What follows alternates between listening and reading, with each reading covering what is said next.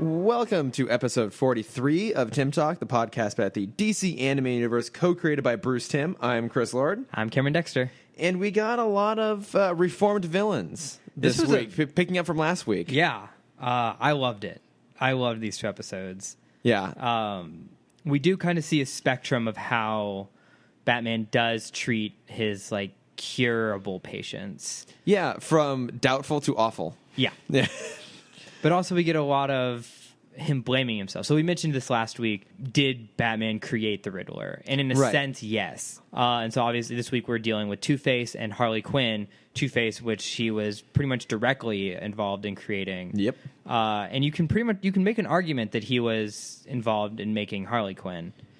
Yeah, I get... Well, I think he might see it that... Because of all the villains, she's the one he's most, like... compassionate towards. Yeah, I think he... We'll get to it, yeah. I have a whole bunch of stuff. We're only a minute in. We can't start. We can't go we're directly getting way into too good highbrow stuff. philosophical already.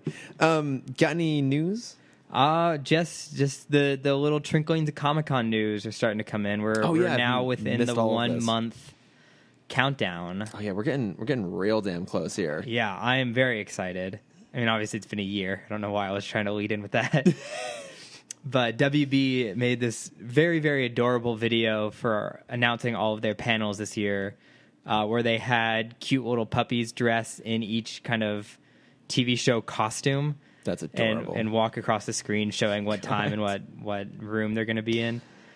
One of the things that surprised me and kind of insulted me was Big Bang Theory moved to Hall H. I mean, it makes that... I feel like that panel is probably the most sought-after panel for some odd reason. Since I've been going, it's been a full house every time. Yeah. I'm always intrigued by the continued popularity of that show, because I watched it for a while. I think everyone did. Yeah, and I will maintain that the first few seasons are actually pretty solid, but at a certain point... the show now just runs off of making all of them the butt of the joke. Yeah. And not in a, like, they're doing it themselves sort of way. It's just like, aren't these guys dorky and isn't that funny?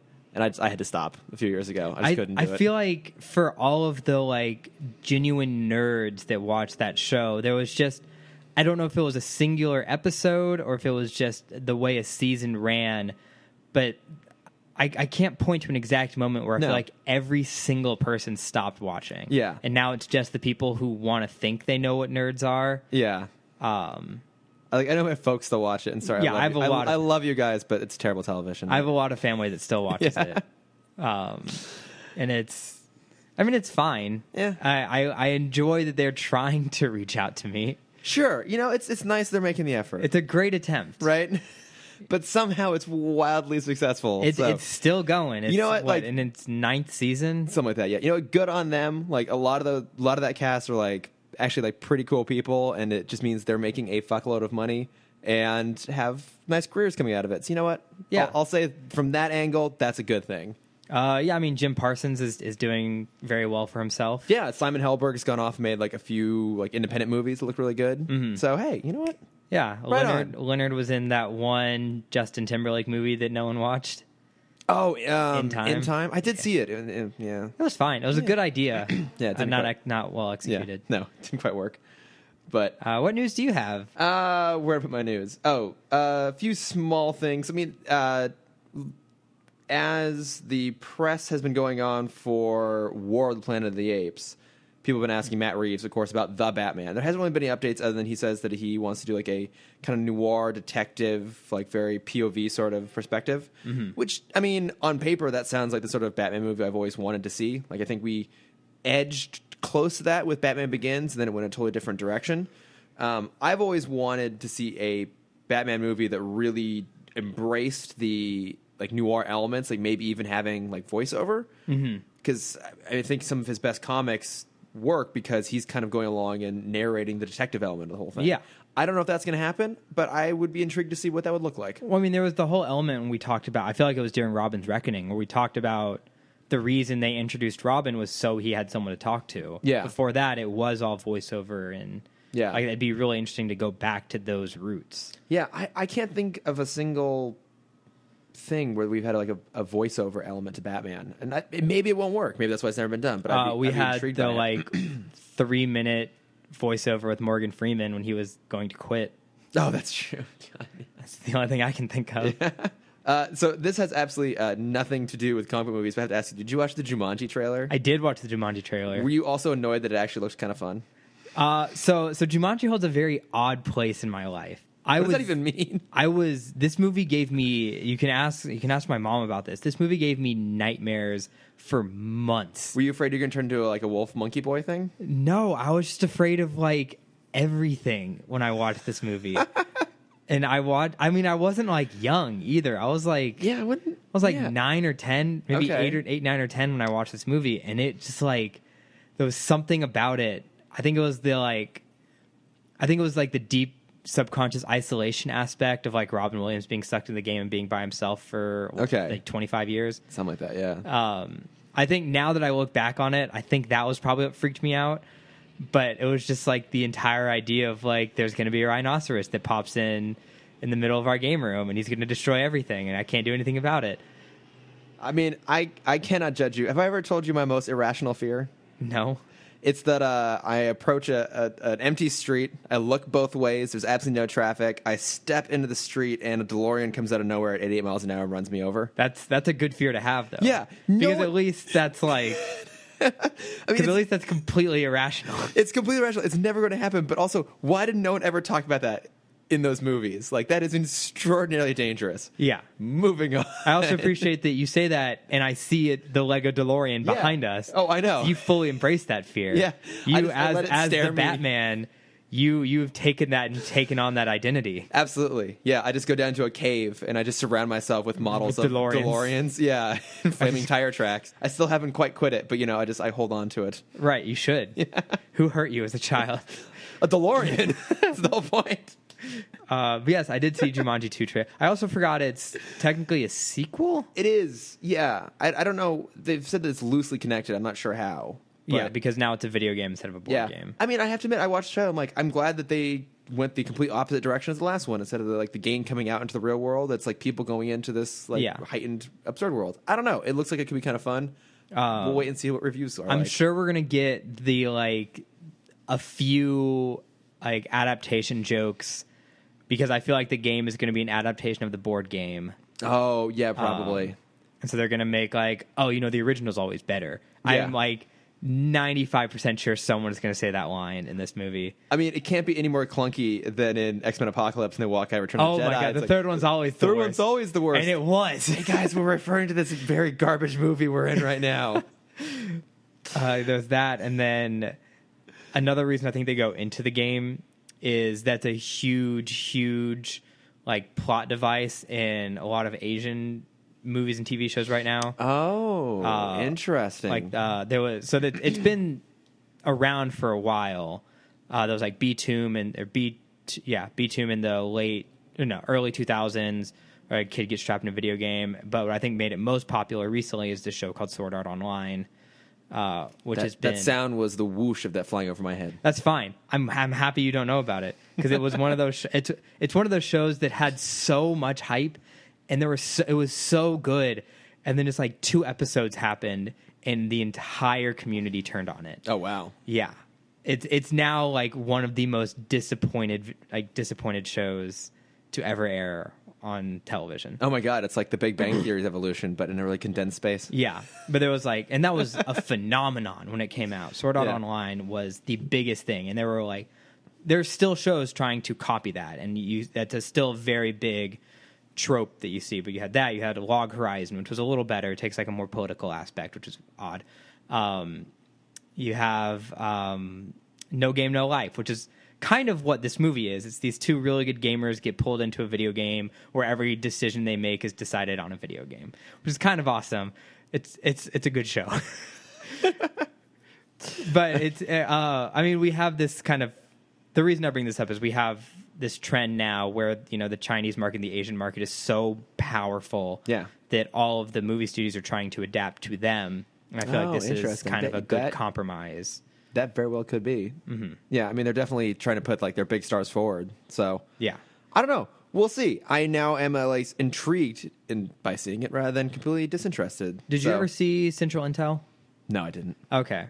The Rock and Kevin Hart, they're funny together. Okay. So at least we'll have a laugh or two. I guess so, yeah. I oftentimes end up avoiding big budget comedies because they're not that good. I much prefer the indie ones, which we'll get to eventually. Oh, boy. At our Bat Plugs at the end. But any other news? Conan had a fun video that I feel like we need to talk about it because it featured Bruce Timm. That's true, yeah. I'll put it in the episode description. So it wouldn't be a Timm Talk episode if we didn't at least mention what Bruce Timm is doing right now. Yeah, no, it's great because Conan goes to like DC and he spends like half the video talking to some guy about like the most obscure characters, including Batlash, who I think actually pops up in the JLU at some point. No, you're thinking of Vigilante. But I thought Batlash popped up when they went into the past.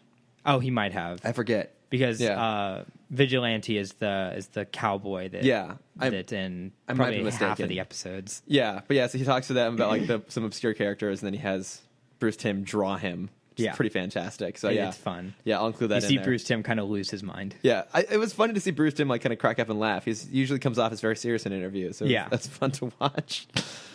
But I think that's all the news. Okay, I was jump into. We should. I was trying to find a segue. Nope, and I'm not giving you the chance. I had one if we had done Harley first, but since we're not, we're doing Two-Face first. I missed it.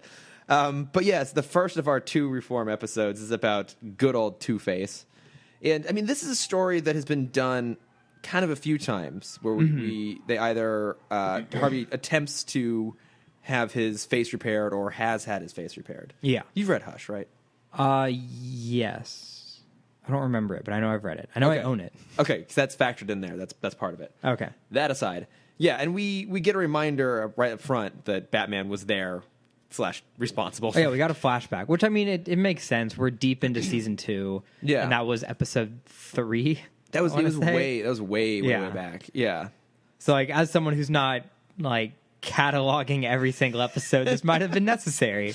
Yeah, for we're watching it like twice the speed as it originally aired. Yeah. There's that. So no, I mean it's worth putting back in there. But yeah, it recapped, and also I guess they had to address why Thorne was involved. Yeah, too.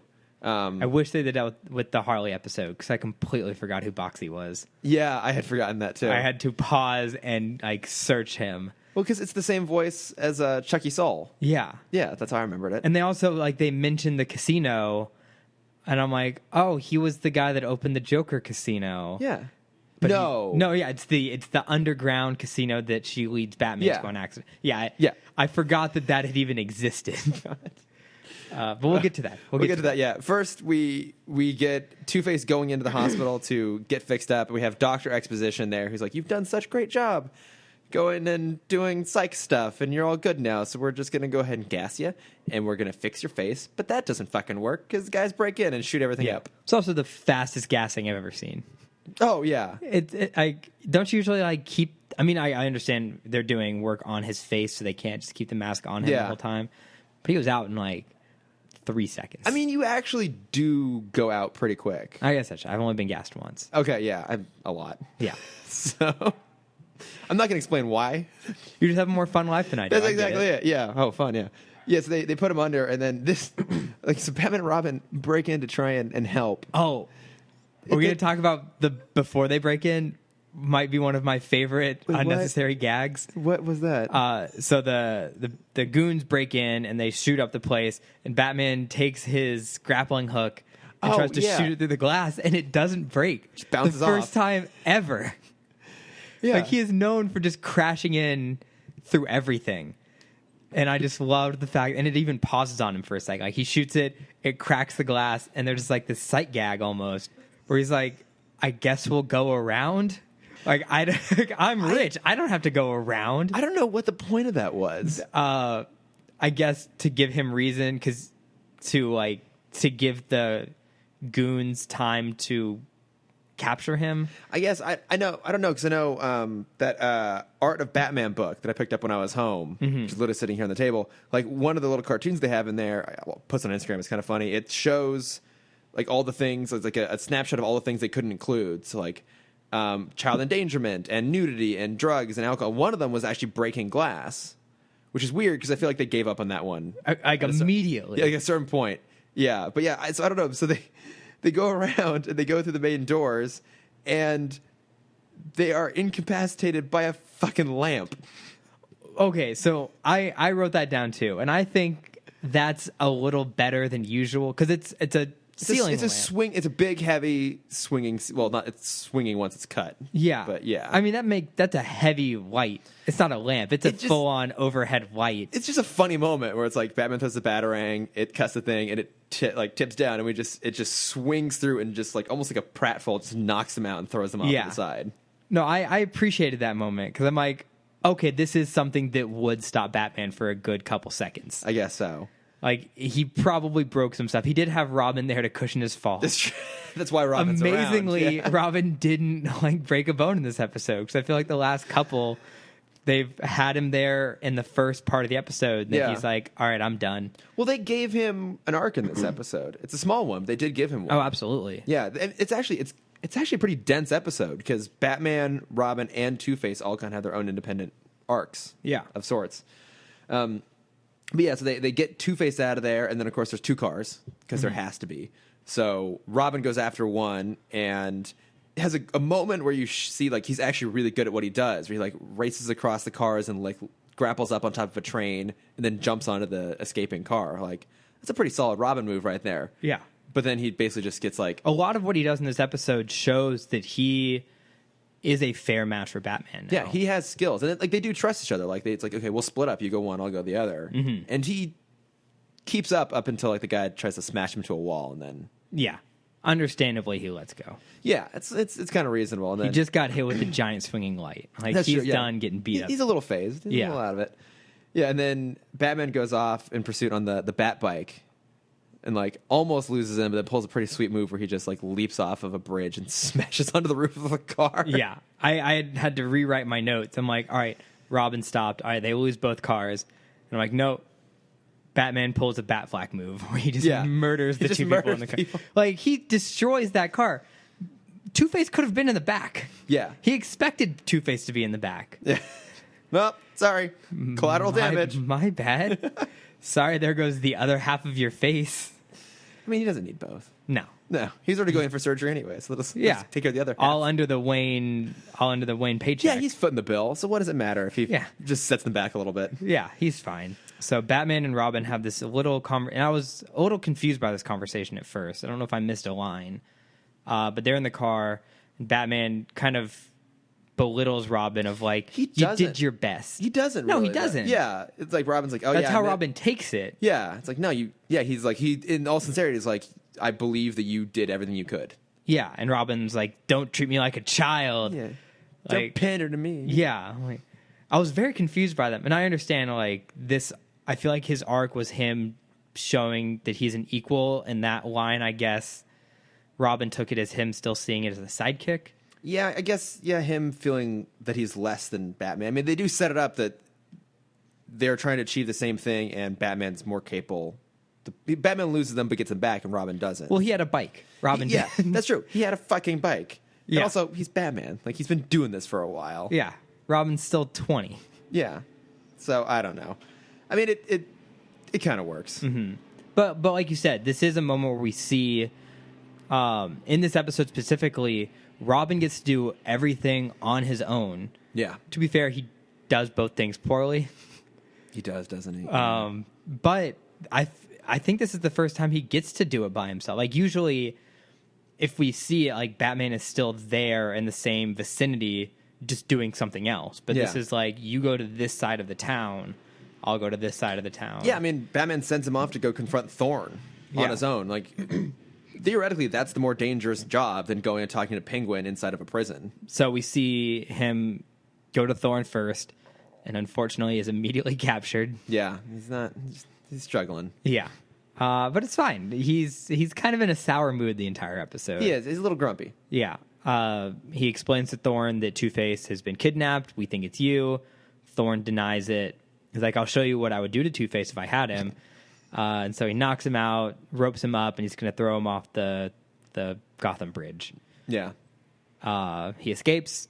in a very cool kind of a very Batman maneuver. I feel It's like. pretty awesome, yeah, because he's got the glass cutter up his sleeve. He uses cut the ropes and then breaks free as he's falling, grapples midair, swings up. And instead of going, because usually when they have this grapple movement, it's always kind of up frame. Yeah. But this time it's towards frame, which I thought was kind of cool. It's pretty awesome. Yeah. But even just how he finishes it off, he swings through and literally punches through the car and knocks both goons out and knocks the door off. He didn't need to do. They weren't doing anything. I mean, understandably. Yeah. They did try and kill him. They did just try and murder him and just casually driving away. Yeah. They kind of deserve it. I guess so. Plus, it's a pretty badass mome. It was, yeah. Mome? It was a badass mome. Welcome to the millennial world. I can't. And abbreviations. I'm just breathing left and right, man.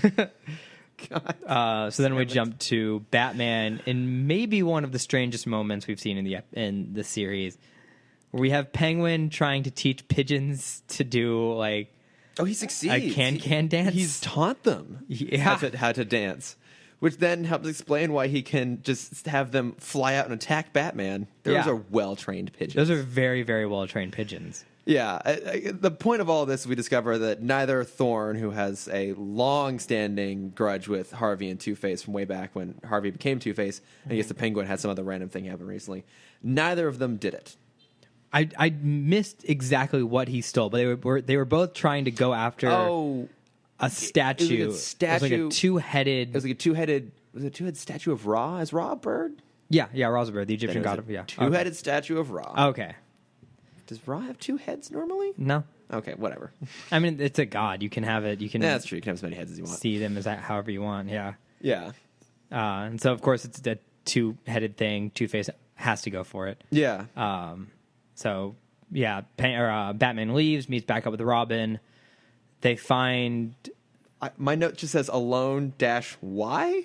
Question mark? Was someone alone? Yeah, so they go back to the hospital and they find a footprint, and Batman's like, "Oh, this shouldn't be here because all doctors wear gloves on their feet." Yeah, it's like a scrunchie, like a yeah. It's like a hairnet for your shoe. That's a much better description than whatever the fuck this was.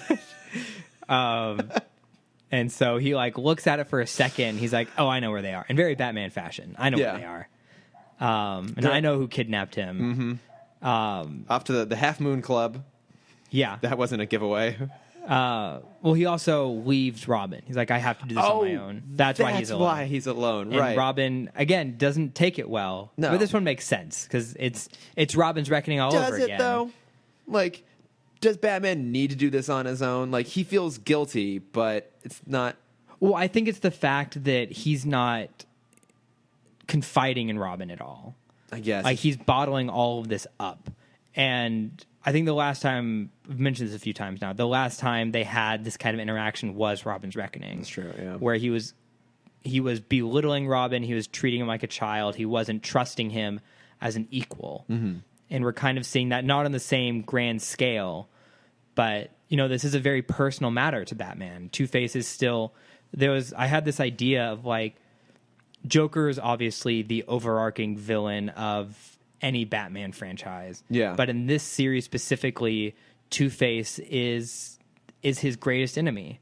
He's the one that we saw him create. At the very beginning, episode 3, we see the creation of Two-Face. And that lasts us, we're 5 episodes away from the end of this series. And you see how powerful that one moment still is. We still get a flashback to that episode. Yeah. And it's it's very much he's bottling this up. He blames himself. He feels like he has to do this on his own in order to, kind of right his wrong. Okay, fine. I believe now why Batman has to go off on his own. He's also stubborn. Yeah, there's that too. Oh my God. But I do love that when he gets to the Half Moon Club and he sees Harvey, it's like, oh, well, you kidnapped yourself because you're your own greatest enemy. Yeah. And of course he gets guns pointed at him and gets trussed up and in a death trap. But I love that he points out that, it couldn't just be one red herring. Yeah, it had to be 2 red herrings. 2 red herrings. God, Batman also a great appreciation for red herrings. Yeah. We did. If anyone missed it, we did have a great... that's right, we did. We explained you explained the origin of the origins of what a red herring is. I can't believe I forgot about that. How dare you? Oh, so So he's in this very fascinating death trap. Yeah. So he's attached. He's handcuffed to the bottom of a wrecking ball, and I thought Two-Face had the trigger to let go of the handcuff, but no, it's much darker than that. He'd set up explosives at the top of the wrecking ball to where the chain was, and he was going to blow up the chain. So Batman, while still being handcuffed to the wrecking ball, was going to crash down with it. Yeah. Which is much more thought out than most villains. Would you say it's too much? No, I wouldn't. I would not.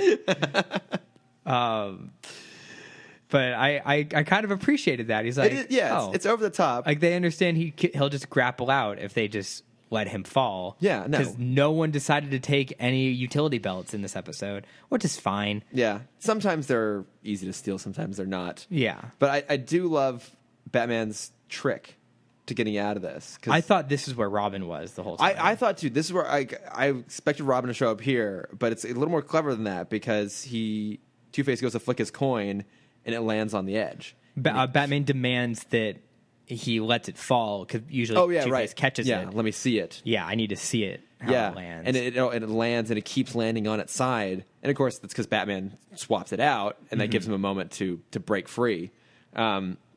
But I thought that it's what I love about like this episode and the Harley episode and the Riddler episode before this is the cool thing about doing a show like this is we have spent enough time with these characters that we can kind of do a deeper dive. Like you couldn't do a story like this in a movie, really, right? Because you'd have to already establish this character exists. Mm-hmm. But in here, you have to understand the importance of the coin. Yeah, and here we get to really exploit their greatest weaknesses, right? So with the Riddler, it was his ego, and in this one, it's the coin. Mm-hmm. And the Batman manipulates him in that way. And you just see, like, he doesn't even have to do anything to incapacitate him. He is incapacitated by the coin itself, so he can spend his time dealing with all the goons. Really genius. Yeah. Much better executed than the Tommy Lee Jones, which is pretty much the same idea. Yeah. This works much, much better. Yeah, so Batman kind of knocks out the rest of the goons. Two-Face falls off the ledge trying to catch this coin. And then we have this very fascinating moment where Batman catches him. He's like, you have to pull yourself up. Mm-hmm. I had like a dumb moment in this because Two-Face screams, I can't decide between, letting myself up or my coin. Yeah. And it's very understandable, but my thought was like, you have a pocket.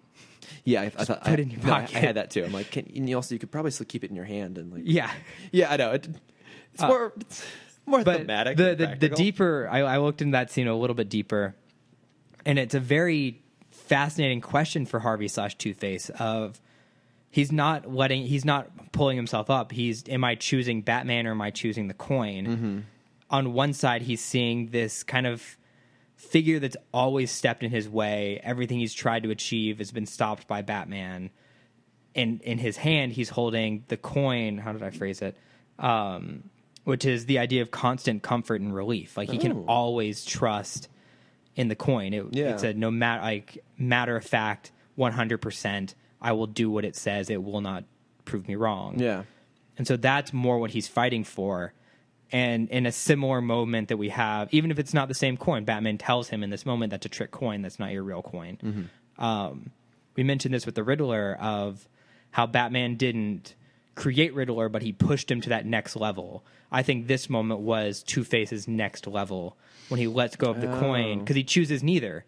Yeah. He lets go of the coin and then punches Batman. Mm-hmm. And so now his kind of disorder isn't coming from the coin. It's not being fueled by the coin. It's now being fueled by his hatred for Batman. Oh, interesting. Yeah, that makes sense. But he's still caught. Yeah.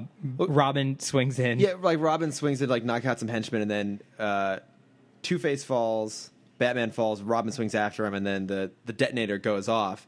I thought that was kind of a cop-out, too. Like, I wanted to see the moment where Robin grabs Batman, grabs Two-Face. Like, I wanted all of those arcs to come together and, like, have one have to save the other sort of thing. And I don't know quite why they didn't just show that, Probably for time reasons. I guess time and like I guess it's like a moment of suspense. But, like they're gonna catch him. Yeah, yeah. Because then I think they go from there. Is it back to Arkham? Where does it go? Do they go to the hospital? Does it just No, end? they do go to Arkham. Yeah, because you see him in the straitjacket and they're letting him in. That's because that Bruce is there and it's like, oh yeah, I'll always be here for you, Harvey. Yeah, and then we have kind of the wrap up of Robin, where Bruce realizes like, I will always be there for Harvey. I need to understand that Robin, you will always be there for me. Yeah. And that's kind of another step towards them being equals. Yeah. Right until they are stop being equals and he runs away, which is going to happen in 5 episodes. very soon. Yeah. Yeah. But no, I mean, I like this. I liked it a lot. I actually think I liked it more than I liked Harley's Holiday. I think I did too. Harley's Holiday is much funnier. It is. Yeah. It's not a... I wrote this down towards the end. It's not a Batman episode for me. It's a great episode of Wacky Racers. Yeah, that's about right. Yeah, we'll get to it in a second. Real quick, our sponsor this week is Rachel and Sam Read a Story. Oh, good. My good friend Sam Gash, who's been on the podcast for. We gotta have him back on again. Yeah, that was a lot of fun. Yeah, and I think I mentioned it last time we sponsored them that I did an episode of theirs. So, and also, I feel bad. He reached out to me and I don't think I ever responded. You bastard! Sorry, Sam. You're a horrible person. I'm sorry, Sam. We'll make it work. So, also, friend Jonathan, who's on the podcast with us for Harley and Ivy, he sent me a link to like some Batman kids books. It's like there's like a Goodnight Batman. I think there's like another one too or something like that. I feel like we now need to like get those and reach out to Sam like, hey, let's do like a crossover and we'll like read Batman kids books. That has nothing to do with anything. No, that's awesome. Let's do it. Here's the plug for it. Do you remember reading children's books? I do. The picture books that had all the nice pictures and also a story? Oh yeah, they were always so nice and fun. Were they? I don't know, I don't remember. Well, if you want to remember, you should probably listen to our podcast. What's our podcast? Our podcast is Rachel and Sam Read a Story. Sounds super nice and friendly all the time. All the time. I'm Rachel Bieber. And I'm Sam Gash. And we are the people who do Rachel and Sam Read a Story. On Mondays on the Nerdist School Network.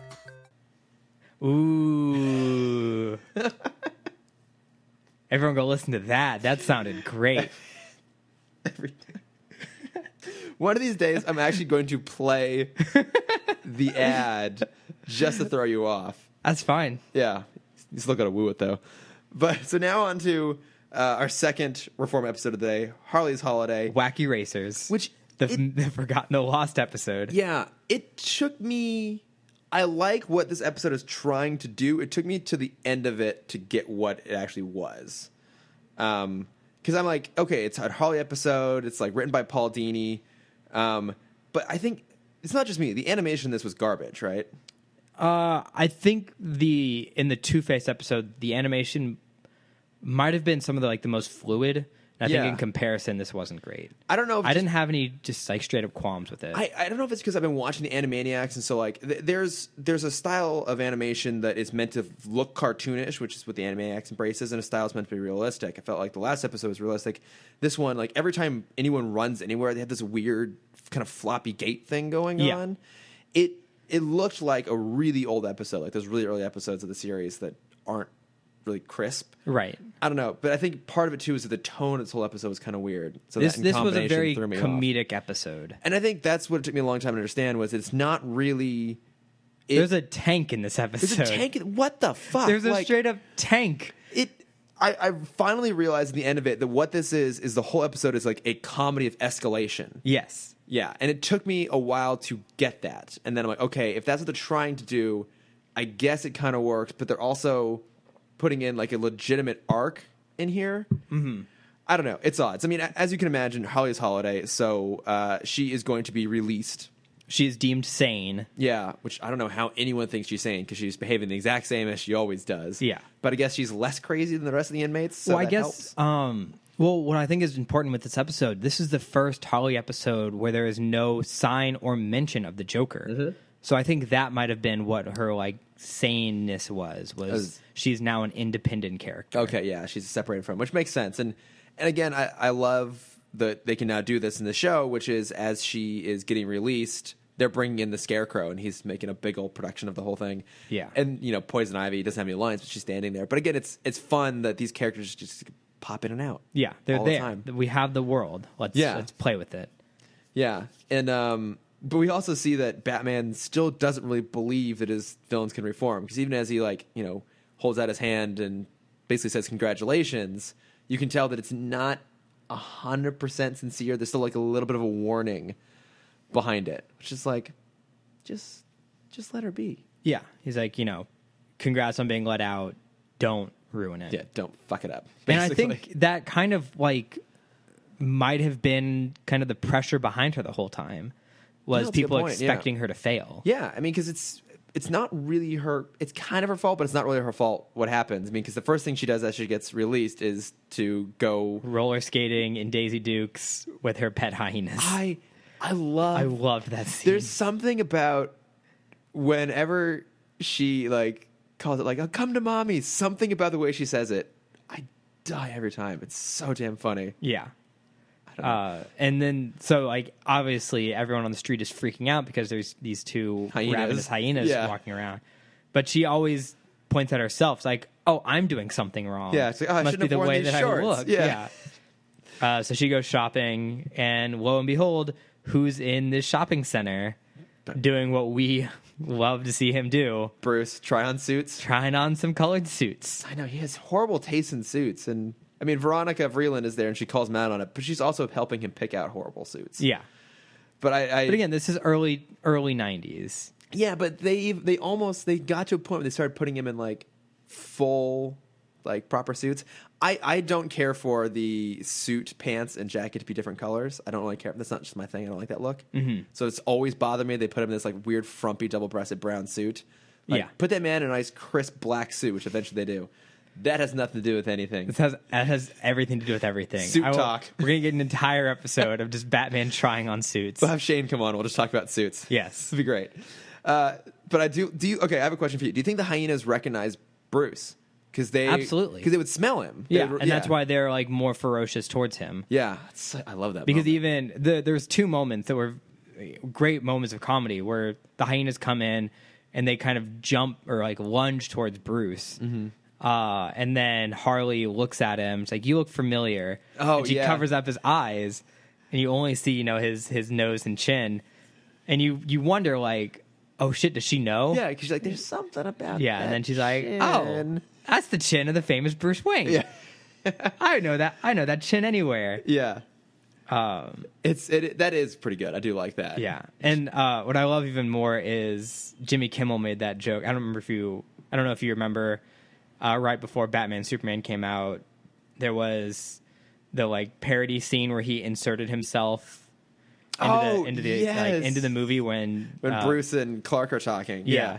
And Bruce holds up the phone to take a picture, and he's like, wait, hold on. And you only see, his nose down. It's like, you're Batman. It's like, what? No, what? I forgot about that. Yeah. Who would have guessed that the 5-minute Jimmy Kimmel clip was better than the entire movie? What a surprise. But coming back to good media. Yeah. Because Harley tries, she's legitimately trying. She doesn't know how to be a normal person, but she's trying. She actually buys the dress, but in her haste, she forgets to have the tag taken off, so security thinks that she's trying to steal something. And even the security guard's like, no, let me just take the tag off. I believe you. Yeah. But she beats him up with a mannequin and runs off to the changing room, and then she's just had it. So she just busts out, back in full Harley gear. Didn't take long. No. But again, there was a lot of pressure behind her. No, there was. And, again, I think this recognizes that she is a victim through all of this. Even here, it's not quite her fault that this happens. She immediately falls back into the Harley persona very quickly, but she is pushed in that direction. It's not because of her ego or anything else that she does it. And both Batman and Bruce in either guise kind of recognizes that a little bit. And he does, even if he was skeptical when he saw her at Arkham, he's legitimately trying to help her now. Yeah. And he believes her. Yeah, and Paul Dini is great at having both parts of the character kind of be helpful in the story. So we see Bruce kind of, very politely and in a very calming voice, everything's okay. Mm-hmm. They're just you're going to be fine. No one's going to take you. You're not going back to Arkham. Just come out and we can talk about this. But I love that she busts out of the changing room. She's like, "Back off! I'm armed," and she's swinging around the mannequin. That's amazing. Like we said, this might be the best comedic episode of Batman so far. Yeah, it is pretty ridiculous. And she is a great comic character. But she ends up kidnapping Veronica and taking off in Bruce's car. And then we cut to Commissioner Gordon's office where a general is standing in full field gear. Yeah. With like jotpurs and a fucking helmet. And he's even got he's got a riding crop. Yeah. Where the fuck was he? Did he just literally clearly he just walked off a tank, which he has parked somewhere. We don't know that yet. So I know, we but find out that this is Veronica's father, who's General Vreeland. And he's like, I need my daughter back. Yeah. She's with a psychopath. He's like, all right, I'll make some calls. I'll make it happen. Gordon leaves, and the general picks up the phone. He's like, all right, we're doing this. And I guess that's when he just summons a tank into Gotham. Because I don't know what's going on there. Oh, we also see Bullock pops in because he like runs her. Oh yeah, she runs him off the road or something. Oh, that's like right. That. Yes. Then he like crashes his car and then goes off twice. God, so he goes off in pursuit of her, and they go to Boxy's place. So Boxy, from Harlequinade. Yes, from Harlequinade, off there to go get some help. I think she basically just needs help getting out of town, right? She's going to let Veronica go, and Boxy wants to hold her hostage. Yeah, hold her for ransom. Yeah, and there's like a little bit of a bond between them. Like, Harley's like, look, I'm going to let you go. Like, sorry, kind of. This is my fault. Yeah, I didn't mean... I was just coming for the car. You just happened to be in the way. Yeah, so I'll let you go. Yeah, so then there's a tiny little shootout. Yeah. And this was... So she's being held at gunpoint by Boxy.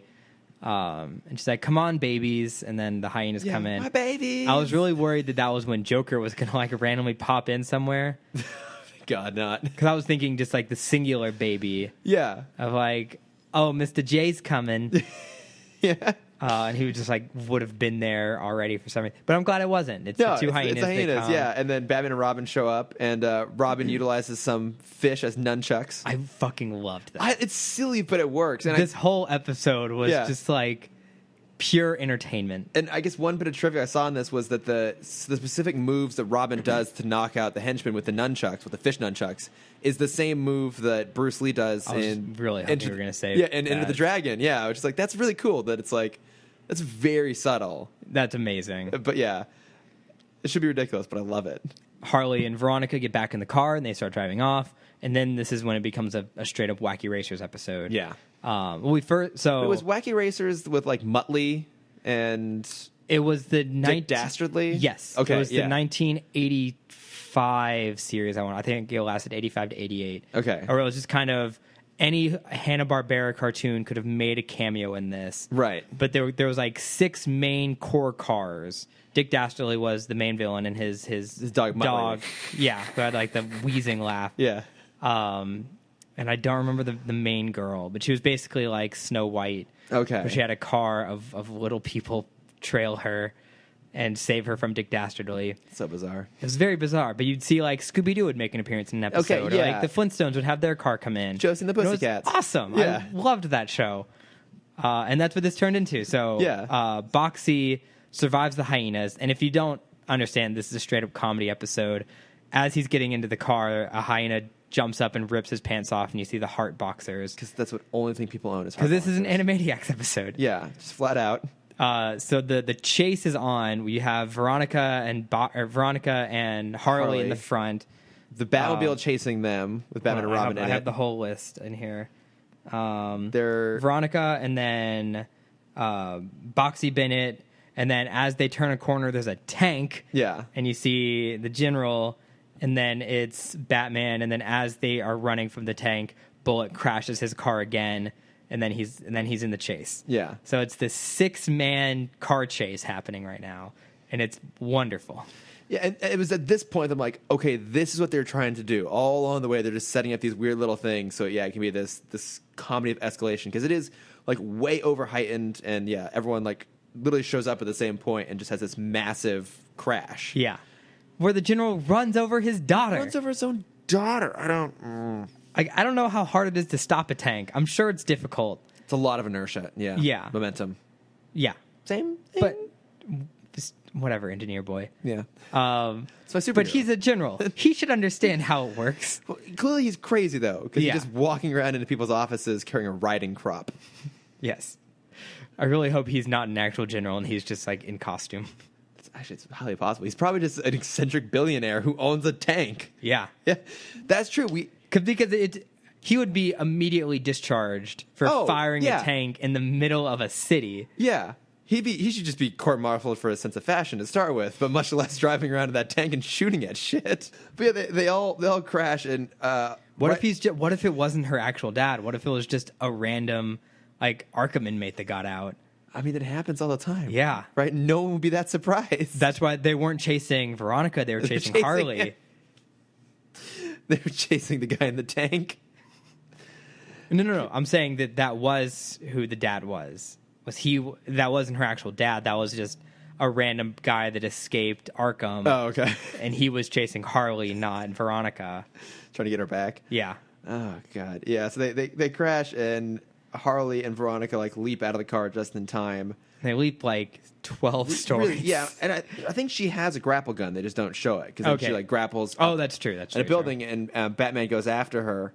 And, again, he's, like, trying to kind of calm her down, like, hey, like, I understand. Like, it's not your fault. Like, we'll try and solve this. And she's kind of had enough of it. And ends up, like, blowing up some scaffolding and ends up hanging off of a mechanical, like, neon Straw. It's like, oh, They're basically in Gotham Times Square right now. Yeah. Where she's jumping from giant billboard to giant billboard. yeah. And eventually she falls and I think Batman catches her or something. And it just... So this is all kind of working. It's all over the top. And there's a really great moment there at the end when they're back at Arkham and the doctor is like, okay, well, like we had a setback here, but, you know, we'll keep working and you'll get back out eventually. And, you know, Batman is there and he pulls out the dress and he hands it to her. And it's like, you know, like I know you didn't get your dress and you had a bad day. I had a bad day once too. And it's a really fantastic moment because it shows he genuinely has empathy for his villains, particularly her, because he recognizes that she's a victim. He does this really nice gesture. And then for me, they completely undercut it with this like over the top cartoon kiss. Yeah. Oh, yeah, absolutely. And I would have loved her for just to love for her to just like hug the dress and then walk off. Yeah, and I even would buy like the one like quick like kiss on the cheek like thank you sort of thing. But the fact that she's like, oh, hang on, turns around and goes back. One, she's going for Robin, he's the hotter one. Two, it's just weird. Yeah. I don't. I think that was what I actually didn't like this episode that much, specifically because it was trying to be this like over the top comedy, but it also was trying to be really sincere, and I don't think those things work together. Okay. I found it very entertaining. I don't think it was it was a great episode, but I think it was a fun episode. I guess that's fair. Yeah, it is fun. I felt like it had the makings of a great episode. Mm-hmm. Also, I think this is the first Paul Dini episode that I didn't love. Okay. That's probably not true. He's done a lot of episodes recently. He's done a lot of them. Yeah. But okay, so I'm curious. So we've had now, this is our fifth Reform episode. Penguin, Poison Ivy. Mm-hmm. Riddler, Two-Face, Yeah. Harley. Yeah. Which one do you think is the best one? It's a silly question. I don't know what the answer The is. Two-Face one. Oh, I thought you were going to Oh. say the Riddler one. Oh, right. Yeah, the Riddler one. Yeah. 'Cause the Penguin one was too long ago for me to remember. He was also kind of a victim, right? He was generally trying, I think, kind of like this. He fell back into his old ways. Yeah. No, yeah, because he wasn't a Veronica Freeland super was in that villain one, yet. too. Yes. Yeah. She's the common theme. Understandable. She's... Ugh. Because she's also in the Riddler episode. She's at the party. Is she at the party? I think so. I don't remember. No, I always mix her up with Summer. Summer Gleason? Yeah. Who's also not in the Riddler episode.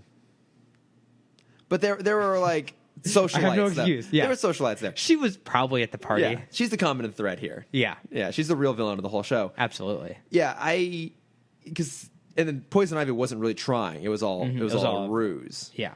So I guess Harley and Penguin were legitimately trying, and Two-Face was kind of trying, except for the whole self-sabotage thing. Yeah. He was trying, and then he found the problem isn't his reform. It's not doing crime is the problem. It's besting Batman. Well, and also he would die. Two-Face would die from his perspective if Harvey completed surgery. So it's yeah. it was like an element of self-preservation. Yeah, you're right. Then he tipped up. I jumped to Riddler. I tipped. missed that. Yeah. But yeah, so what do you think is the best one though of all of them? I'd say Riddler and Two-Face are definitely the top two. Yeah, I'd agree with that. That Riddler episode is really, really damn good. Yeah. Yeah. Yeah. Any other thoughts on this?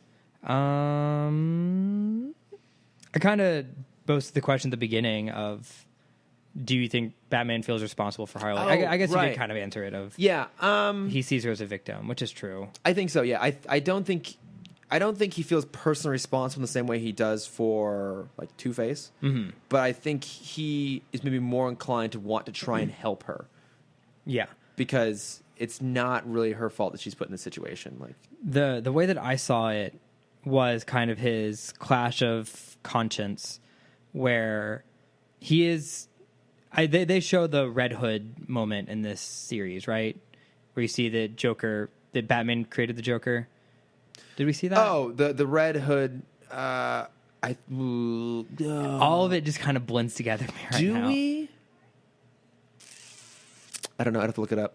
Well, I mean, I don't know. I guess it's not super important to the story, but it's the idea that he was the one that sent Joker to Harley. If he didn't send Joker to Arkham, Harley would have never existed. That was true. kind of how I saw it, as he created her. It was like, if he knows Joker is this character of chaos. If he did just get rid of him, did something else with him, he wouldn't have just saved hundreds of Gothamites' lives, but he would have saved Harley. It's true. Yeah, and she was trying to help in the first place, too. So, no, I think that's fair. Yeah, I think he does feel. He feels sorry for her. He feels a little accountable. Yeah, poor Harley. I know. Hey, but at least as of this point, she's separated from Mr. J. Yeah, she's a completely independent person now. Yeah, until she won't be. That's fine. Yeah, it happens soon enough. What are you plugging this week? A movie that we both watched. Yes, we did. We finally saw The Big Sick, which is Kumail Nanjiani's new film, which was amazing. It's incredible. I mean, it's as of right now, it's still limited release. It's even only playing in one theater in LA. It might get a broader release at some point. I don't know. It's slowly, because I have a friend in Austin that just saw it. Okay, so it's slowly creeping out to kind of more indie theaters. But if it's playing in your area, please go see it. I feel bad calling it a rom-com, but it's what it is. I mean, it's a dramedy. It's a comedy, but it has like real moments of drama and stakes and for the people who don't know, it's the story about how Kumail met his wife Emily. Did you ever meet Emily?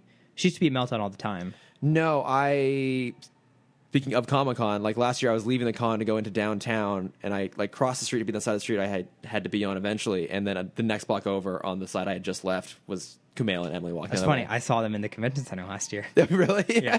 I feel like that was the last year they probably could have gotten away with walking around without getting stopped. I mean, he had his hat on. Yeah, I mean, because he's still pretty big just from Silicon Valley. Yeah. But I know I never met either of them, which makes me sad. Well, funny, when I saw them at Comic-Con, I recognized her before I saw him. Yeah. Because she has a very unique look. Yeah. But I've gotten to talk with her one or two times at Meltdown. Really? Yeah, through Ryan Pig. Okay, a great friend of the Nerdist School.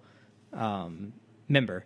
Yeah, he's a member of the Nerdist School. He's a friend of the But yeah, she is such an awesome person. She wrote a book recently called Super You. Yeah. Kind of about her dealing with her mental problems. Have you read that? I've skimmed it. Okay. I own it, but I want to go back, especially after watching The Big Sick. Yeah, I want to go back and jump back into that book. But it's a great story. It's Kumail Nanjiani plays himself. Ray Romano plays the dad. Yeah. To be fair, to be clear, plays Emily's dad. Yes, not Emily's Kumail's dad. Yeah. Holly Hunter.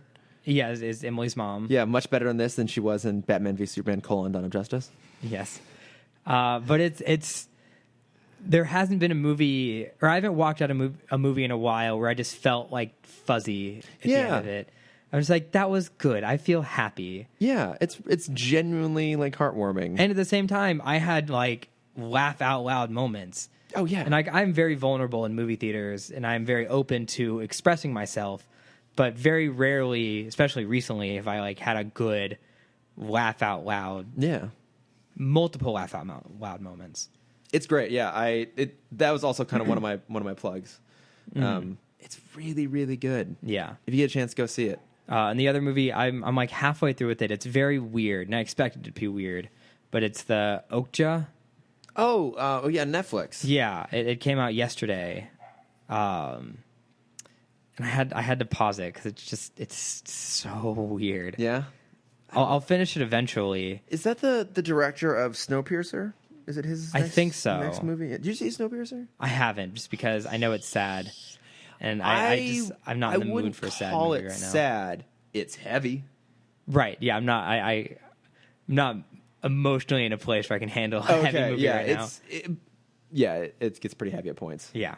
But Chris Evans is amazing in it. It's the only Chris Evans movie I haven't seen, and I feel a little bad for that. You've seen Cellular? There are 2 Chris Evans movies I haven't seen. I'm sure. Have you seen Gifted?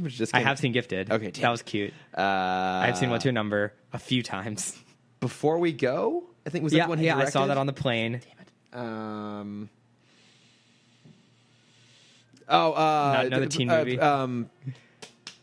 Push? Was it? No, was it? Oh, have I seen Push? Of course you've seen it. That's completely in your wheelhouse. All right. Oh man, the era of like shitty superhero films in the mid 2000s. The Losers. Yes, I love The Losers. I do too, actually. Okay, damn. I think sorry. I'm gonna because fuck Okja. I have a much better bat plug, which is so fascinating. I just remembered about it. It's this guy. It's a YouTuber. I don't remember exactly who it is. He doesn't post videos very often, but he made this very fascinating argument about how the Rugrats movie ruined 2D animation in film. Okay. And it was fascinating. It was basically the idea that if you compare the budget of the Rugrats movie, the very first one that came out in 1998, to like a Disney film or any other major 2D budget movie, it was made for $2 million. Okay. Which is nothing. Yeah. And it made back over $100 million. Mm-hmm. And so at that point, Disney is pretty good about having one movie come out a year. Yeah. And then DreamWorks was starting to build up their reputation with, Prince of Egypt and El Dorado and a couple other of those films. And they were also doing once a year. Between 1998 and 2005, there were 11 Nickelodeon films, maybe even shorter than that. I think in a 6-year span, there were 11 Nick movies that were all super under budget. So you had, my God. So you had 3 Rugrats movies, that a Wild Thornberry, and these are all theatrical releases. You had 3 Rugrats, Wild Thornberries, a Doug movie, a Teacher's Pet movie that no one asked for. I don't even think people remember Teacher's Pet, which is fine. I vaguely recall it. And then Disney started to jump on that. And it would have been fine if they didn't slap their logo on it. I'm kind of ruining the video, but it's fine because I wanted to talk about this for a little bit. Where they started, because Disney made Teacher's Pet. And they tried to elevate their TV shows to be this movie quality stuff while still keeping the TV animation quality. Mm-hmm. And it would have been fine if they didn't slap their logo on it. And so parents now were like kind of questioning the authenticity of Disney films, because you had Teacher's Pet movie, you had the Recess movie, which, to be fair, is amazing. Okay. One of my favorites. Haven't seen it. It's great. And yeah, there were just a couple more. Oh, it's Jimmy Neutron movie. Forgot that one. That's not 2D. It's not. But the movie came before the show. That is very true. Yeah. I'm glad that you got to say that and I didn't have to. I know, right? Yeah. Also, but that's Nickelodeon, not Disney. I know. I'm jumping between the two. Okay. But it was such a fascinating argument. And so that, on top of, Disney's 3 kind of consecutive misses with 2D, because you had Atlantis, Treasure Planet, and then Home on the Range were 2001, 2, and 3. And there was a great little insert with John Lasseter talking about kind of how people aren't thinking about it properly between 2D and 3D. And I think his analogy was like, you have Studio A, because this is obviously like right before Disney bought Pixar. Mm-hmm. Studio A is making these amazing films, and Studio B is making these subpar films. And Studio B is looking at it, and they're like, oh, Studio A is using this camera. That's our problem. and so they just try and take that camera. Oh, I'm okay, like, I that's see. such a good analogy. It's not about the storytelling. It's just about like, oh, they're using 3D animation, so that's why they're successful. Yeah. Oh, that's super interesting. But it's like this 20-minute argument, and it's so cool. I just kind of ruined half of it. That's fine. But I'll send you the link because it's super cool. Okay, yeah, no, I do want to check that out. Also, I have to put it into the plugs. Yeah. So, What are you plugging? well, after I my mean, little rant? I'll share a co-plug with you. Phrasing on what were we talking about? The Big Sick. Yes. The Big Sick, and then It's a double-ended plug. It's fine. yeah. The other one is a video from Patrick Willems. So I mentioned him the last week or 2 weeks ago. He made the video about why the Phantasm movie is so good. Mm-hmm. This one was him basically looking at the argument that people love realism in movies rather than what's the opposite term of realism when it comes to cinema? Abstract. No, Surrealism? I'm going to put my computer on mute and slowly play it until I can get. It's like classes. I put on mute. It's like classicism and Neoclassicism. realism. I don't know. No, because I mean, I'm speaking from the art world, but classicism is kind of the realistic style of the 1800s. I think it's classicism and Like the classical It starts era. with an S. Surrealism. No, this is going to really Cubism. this really bother me. I'm just going through the art styles. Damn it. God, what's the German I style? meant to watch this video again earlier, so I actually knew what I was talking about. De Broek style. I'm gonna keep. Pointillism. You actually like studied art. So, it's probably like a spectrum. It's like classicism's like spectrum. God damn it! What was Pollock's style called? Formalism. That's not an art style. No, it's like formalism is. It's fuck. Okay, yeah, sorry. I know it now. I got it. I figured it out. It is. Explain it to me. It is realism on one end of the spectrum and classicism on the other. No, excuse me. Formalism on the other There you and go. classicism in the middle. That makes so, sense. back to where this all started like 10 minutes ago. There's this idea that audiences gravitate towards realistic movies, right? So you can look at The Dark Knight kind of set off, like re-trigger this idea of like realism. And specifically he's talking about the Marvel movies, that they're grounded in kind of a form of realism. So the idea is like, oh, well, like they're successful because they're realistic. And that other movies, say like a movie you and I both really love that is underappreciated, Speed Racer, which is like like he used that as his example of like the most extreme form of formalism, where it's like it completely fits the tone they're trying to tell. This world is just so bright and colorful and completely unrealistic, and that this misconception that for you to connect to a movie, to a story, it has to be grounded in a world that is realistic you can recognize, and that the more out there it is, the harder it is to connect. And he's basically saying like that's bullshit.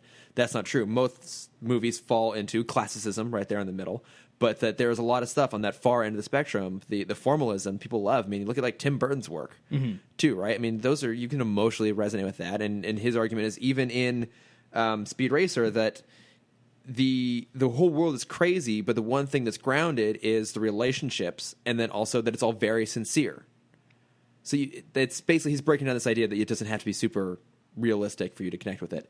He does a much better job of explaining this than No, I that do. sounds really Partly interesting. because he actually remembers the terms and didn't have to look them up again. No, I'm fine. I'm just glad I wasn't De Broek style. Yeah, you've completely lost me. I took a little bit of art history in high school, but we had this. Doesn't matter. So, this has nothing to do with anything, even less so than what already didn't have to do with anything. But it's a cool video, so obviously I'll include it in the links, and you guys should Yeah, watch I'd it. love to go watch that. Yeah, he does some good stuff. This Patrick H. Willems, I'm finding good stuff of his. Yeah. But yeah, that was a really long response to the short answer of what I'm plugging. No, this it's fine. week. We both had extended responses, Yeah, you just knew what you were talking about. vaguely. Yeah, it's fine. One of these days I'll plug something James Bond and I'll let myself go on a big long rant about Oh, that. well, it'll be a whole separate episode. Yeah. I could teach a class. I wish I could, actually. Someone out there give me a class to teach. Community college. Yeah, Jump I into can find a way. Yeah. All right. I think that's it. We did it. I think we've beat this podcast to death at this point. Thank you for sticking around. If you have anything that you'd like us to watch or read or experience, You can find us at, I never do this, You can do it, buddy. at Timm Talk Pod on Yes. Instagram and Twitter and Facebook. Yeah. And you can find me, Cameron Dexter, at Cameron.Dexter on Instagram. I thought for a second that you fucked it up. Nope. But you pulled it through. You had it. Yeah, and Had to make sure people recognize my voice up this whole time. I'm at Lordifer if you want to get into discussion with That's me. Chris talking, if you couldn't tell. It's not even that late this time. It's not. It's like 7:30. It's 8 o'clock. Yeah, exactly. Bedtime soon. But we'll be back next week with episode 44. Yeah, we have 4 episodes of the animated series left. That's so sad. I know. I never thought we'd make it to this point, to be honest. No, so I think it's Lock Up and Make 'Em Laugh, I think are... Yeah. Yeah, and then it's Deep Freeze and Batgirl Returns, and then... then we're done. Then we'll do Sub-Zero. Yes. That'll be the end of the animated series, then we'll do Sub-Zero, and then... We'll have a maybe special Who Knows episode after that. So be ready for a surprise episode. that Oh, I'm already right. ruining. Yeah, the bonus episode. Yes. Yeah. Should we do an episode like recapping the animated series? Nah. It's too much fucking work, That's isn't a it? lot of work for us. No, that would require me to like go back and rewatch episodes and come up with a list of superlatives This is and share them beforehand. This is a like base level of effort kind of podcast. Oh, absolutely. Yeah. This could be an offline discussion. We're just going to have it now and I'm not going to edit it out. Yeah, that's fine. So, But join us again next week, and thank you guys for listening. yes, thanks. Bye. The Nerdist School Network. For class and show information, visit nerdistschool.com.